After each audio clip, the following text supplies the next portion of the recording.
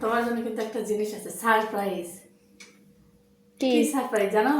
কি সেটা? এই যে দেখো কাচ্চি ভাই।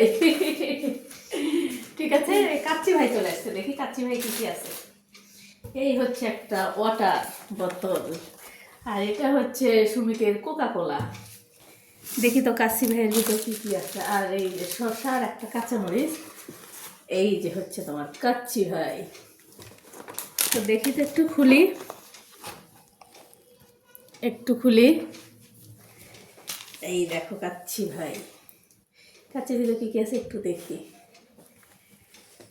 প্লেটে একটু বাড়ি, ভালোই কিন্তু কাচ্চি ভাইটা ভালোই। এটা পার্সেল ছিল, ঠিক আছে, কাচ্চি ভাই পার্সেল। হাত দিয়েই ঢাললাম।